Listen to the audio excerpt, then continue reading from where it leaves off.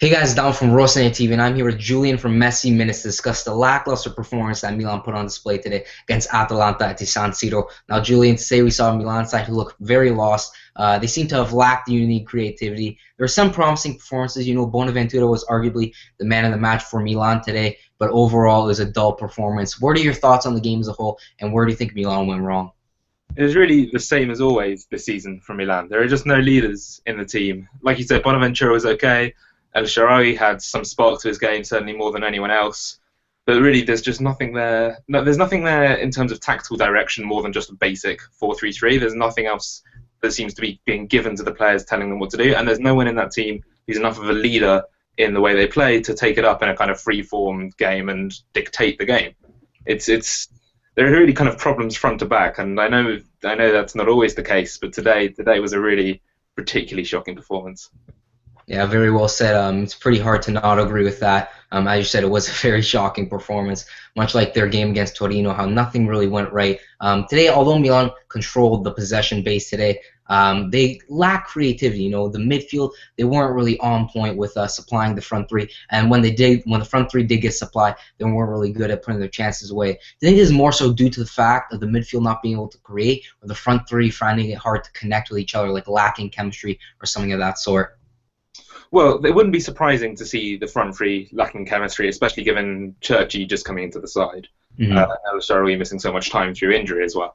But there is something to be said about the fact that it's not just the final pass or the last little or the finish. There's a kind of more fundamental problem to the passing. I think Montolivo has a lot of responsibility for that, De Jong as well. There's something more fundamental than just the front three not clicking.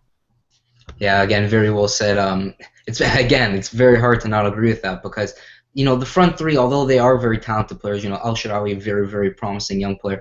Cherchi, he's seen his days, and he's still very, very young.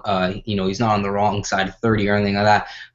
But there's something missing, as you said. They just don't have that connection. So lastly, on the note of the trident up three with El Shaarawy, Menez, and Cherchi, again, there seemed to be something missing. And although we saw Pazzini start a couple days ago, I believe it was against Sassuolo, it seemed that the wingers kind of played off Pazzini and allowed them to be more free and more fluid. But today we saw Menez start in the middle, and it seemed that Menez kind of plays off the winger. So they have to worry about supplying Menez. They have to worry about letting Menez do the work and, getting out of his way because he kind of roams here and there. Kind of like a Barcelona front three with three attackers that are more dribbling based. Do you think this is more of a sort that it's better to have Pazzini up front so they can have somebody to play off of? Or do you think they just should somehow find chemistry, somehow find a way to really connect their passes, connect their play? If people is going to stick with this 4-3-3 and trying to play quite expansive football, I can certainly see an argument that says Pazzini is a more suitable option.